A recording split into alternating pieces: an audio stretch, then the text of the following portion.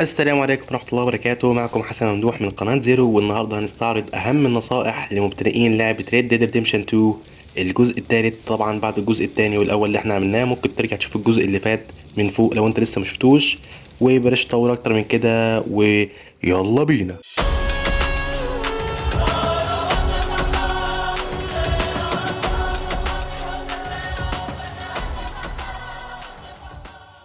أولا الطلق وأنواعه.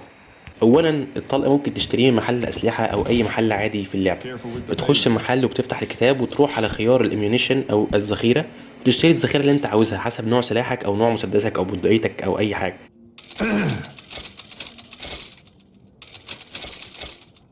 Good.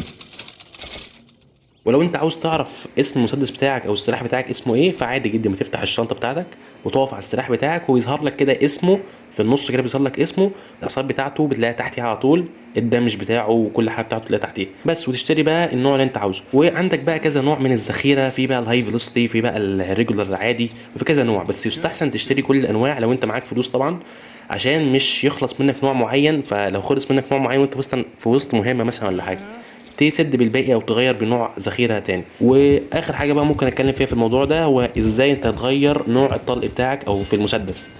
فانت بتفتح الشنطه بتاعتك وتقف على السلاح، وهتلاقي هنا كده في المنطقه دي كده هيظهر لك اسم النوع بتاع الذخيره والعدد بتاعها. وانت بقى بتقلب تك على السهم هنا هيقلب لك على النوع اللي انت عاوزه، اختار النوع اللي انت عاوزه وهيبدا يملى سلاحك بالنوع اللي انت اخترته وبس كده.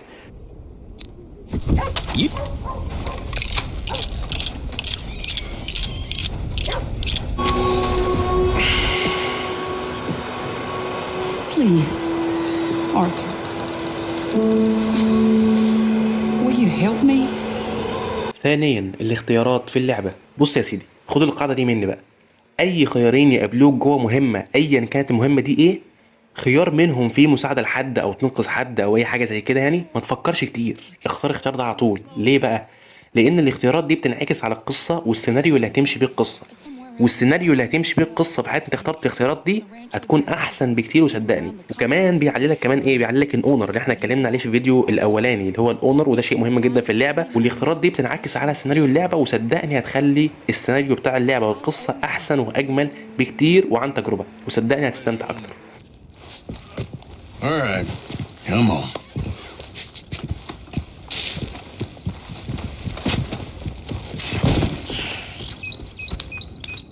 You okay, partner? Hey, how can I help you? ثالثا الاسطبل. لازم كل فتره والتانيه تروح تزور الاسطبل اللي هو فيه الاحصنه. ليه بقى؟ لان فيها مزايا كتير جدا. اولها انت ممكن تروح تنظف حصانك، يعني انت ممكن تروح تنظف حصانك عندهم وتشتري كل انواع الاكل اللي انت تحلم بيه الحصان بتاعك. كل انواع الاكل هتلاقي عندهم هناك. والاهم ان انت تغير شكل حصانك. ممكن تغير شكل حصانك، يعني انت ممكن لو حصانك مش عاجبه مثلا نوع شكل شعره وشكل ديله ممكن تغيره، ممكن تديله قصه معينه. وممكن برضه تشتري سرج جديد او تشتري حاجه جديده. وممكن لو حصان عجبك ممكن تلاقي حصان جديد عندهم مثلا في الاسطبل يعجبك ولا حاجه، يكون اسرع ولا حاجه تشتريه.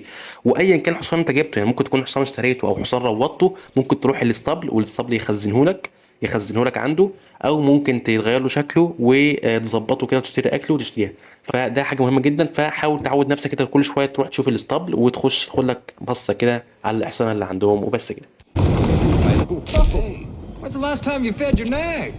Got some room in the stable here. I'll give you a fair price.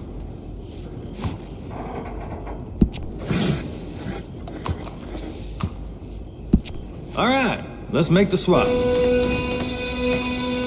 رابعا معلومات في السريع. اوعى وانت في اي معركه حصانك يموت منك وانت تموت وراه، عشان هيدوك حصان جديد مكانه وحصانك القديم هيروح منك. اوعى تدخل المناطق اللي باللون الاحمر على الخريطه، عشان صدقني هتطحن وهتتفرتك. مش تنسى تتبرع للعصابه كل شويه عشان ده بيزود الاونر. ومش تنسى تدفع الباونتي او مكافاه اللي محطوطه على راسك في البريد زي ما احنا قلنا في الفيديو اللي فات. ومش تنسى تاكل، ومش تنسى تشرب، ومش تنسى ايه يا عم، في ايه؟ انت ناقص تقول لنا نستحمى بالمره بقى، في ايه؟ بص، هو الصراحة كده ده اللي هنتكلم فيه بعد شوية. I know.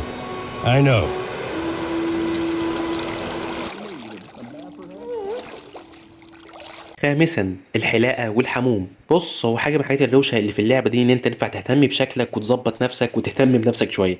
فانت ممكن تظبط شكلك ازاي؟ انت تروح للحلاق وتحلق القصه اللي انت عاوزها، زي ما شفنا برضو في لعبه جاتا لو تفتكروا، هما الاثنين برضو من نفس الشركه ونفس شركه روك ستار. بس ريد ريديمشن علت عليها شويه، يعني انت بقى ينفع تظبط شكلك، وكمان ينفع تروح الفندق وتستحمى بقى هناك.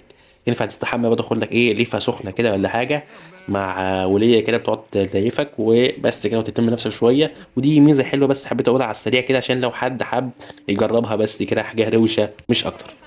All right. I think I'm good. It was a pleasure. All the best to you.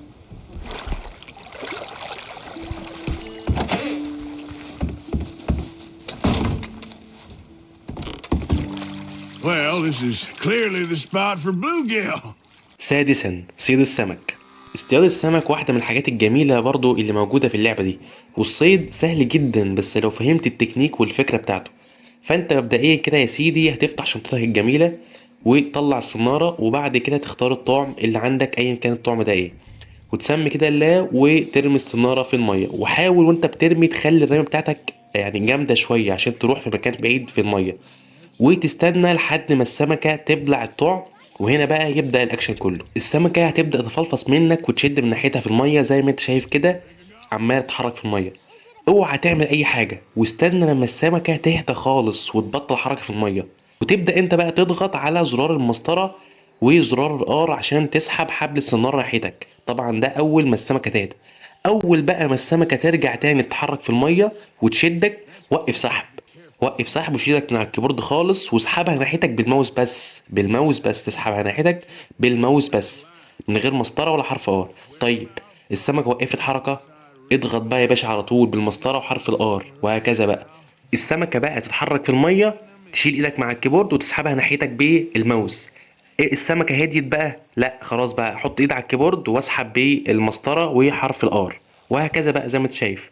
بس في تركايه صغيره ممكن تسرع من عمليه سحب السمكه ناحيتك، وهي انك تودي لما السمكه تهدى تودي الحركه السناره بتاعتك ناحيه اليمين وتسحبها بسرعه ناحيه الشمال بالماوس بتاعك. يعني ودي الماوس بتاعك ناحيه اليمين وتسحبها بسرعه ناحيه الشمال هتقرب منك اكتر، او العكس تودي السناره بتاعتك ناحيه الشمال وتسحبها بسرعه ناحيه اليمين هتقرب منك اكتر. او يعني ممكن تخلي ايه الماوس بتاعك يلف دايره كده على الباده بتاعتك، يعني هتخلي كأنك بتلف بالماوس بتاعك دايره كده وهتسحبها ناحيتك. ده طبعا في حاله السمكه هديت ومش بتتحرك. ليه بقى؟ لان السمكه لو بتتحرك في الميه وهي بتشدك وانت بتشد، ايه اللي هيحصل؟ السناره هتتقطع. فلازم السمكه تتحرك. خد قاعده، هي دي القاعده.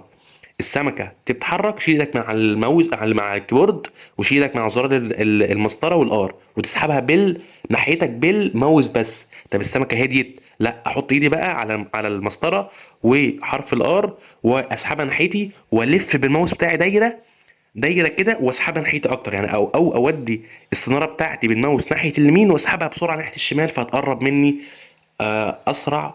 وطبعا بالتجربه والمحاوله هتتعلم اسرع واحسن بكتير. فانت حط نفسك في الموقف واسمع الكلام ده، طبق الكلام ده وانت بتعمله، وبالتجربه واحده واحده هتلاقي نفسك اتعلمت الصيد. ومبروك عليك يا معلم، كده هتبقى انت احسن صياد في اللعبه. بس يا معلم ومبروك عليك السمك اللي هتصطاده، وبس كده. Look, Jack, it's a bluegill. It's almost as small as you. We should really throw these smaller ones back. Give them a chance to grow up a bit.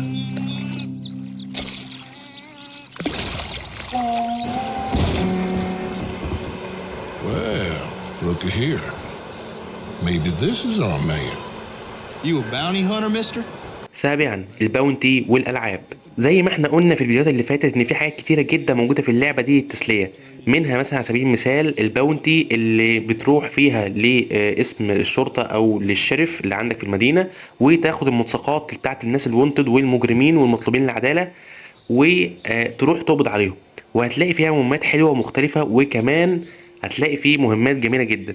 وعندك كمان لغز السيريال كيلر او القاتل المتسلسل، وده اخطر مجرم في اللعبه كلها.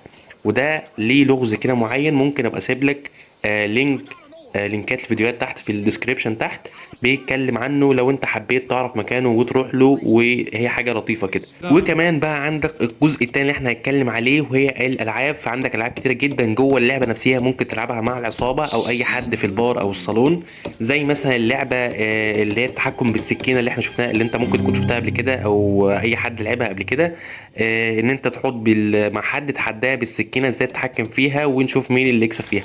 وطبعا لعبه الضمنه، فبرضه في ضمنه ممكن تلعبها في المعسكر او مع اصحابك. وكمان عندك القمار اللي موجود، لعبه القمار اللي موجوده في الصالون او البار اللي فالنتاين. Use more of a win here. Look at you! Drinking on an empty stomach. ولكن لا تنسى يا اخي المؤمن ان القمار حرام.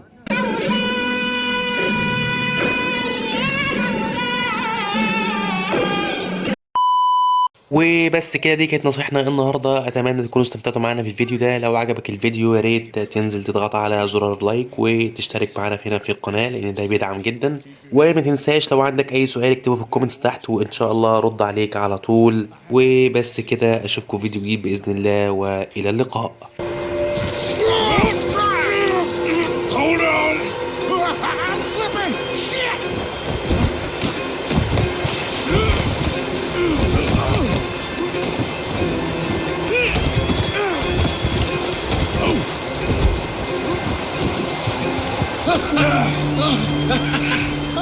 Oh, you saved me! Now come on, buddy, let's make this easy.